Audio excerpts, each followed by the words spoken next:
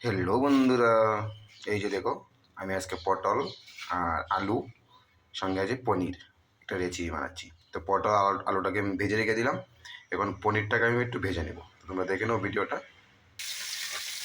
এই যে দেখো, পনিরটা দিয়ে দিলাম। বেশি ভাজবো না, একটু হালকা করে ভেজে নেব।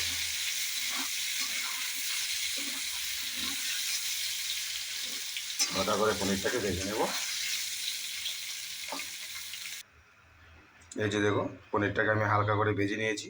এখন আমি ওটাকে, তেলটা গরম হয়ে আসছে, দিয়ে দিলাম পুরনের তেজপাতা আর শুকনো লঙ্কা। লাল করে ভেজে তারপরে দিয়ে দেব পাঁচ ফোড়ন।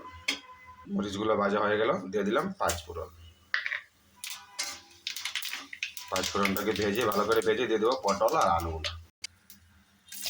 দিয়ে দিলাম পটল আর আলু।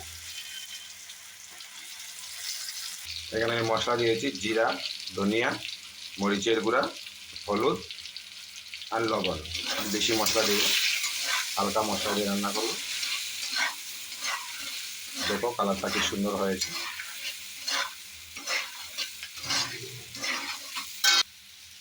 এই যে দেখো, আমার আলু আর পটলটা কি সুন্দর ভাজা হয়ে গেছে। এখন পরিমাণ মতো দিয়ে দিব ঝুল। ঝুল মতলব জল। দিয়ে দিলাম জল।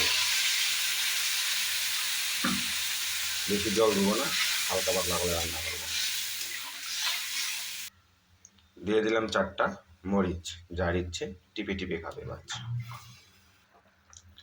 এই যে দেখো, হয়ে গেল আমার পটলের আলু দিয়ে পনির। এখন আমি পনিরগুলা দিয়ে দেবো এখানে। দিয়ে দিলাম পনিরগুলো।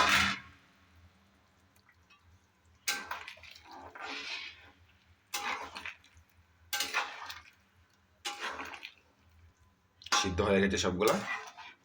এখন দিয়ে দিলাম পনির। পনির সেই স্বাদ। দিয়ে দিব একটু ঘি। ঘি দিলে তো জানো আরো অতুলনীয় হয়ে যায়, সেই ধরনের টেস্ট হয়ে যায় ঘি দিলে। তো দিয়ে দিলাম হালকা করে অল্প ঘি।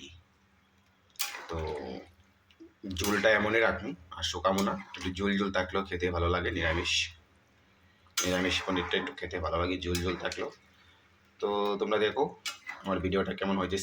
ভিডিওটা উপরে ঠেলা না দিয়ে ভালো দিয়ে দেখবা কিন্তু, তোমাদের একটা রিকোয়েস্ট। আর যদি ভালো লাগে তাহলে একটা লাইক, একটা কমেন্ট করে যাবেন, ভালো লাগলে শেয়ার করে যাবেন। ঠিক আছে, তো আজকের জন্য ভিডিওটা এতটুকুই। টাটা, বাই বাই, সবাই ভালো থাকো, সুস্থ থাকো। দেখা হবে নেক্সট একটা ভিডিওতে, নেক্সট একটা কোনো জায়গাতে। বাই বাই, টাটা সবাইকে।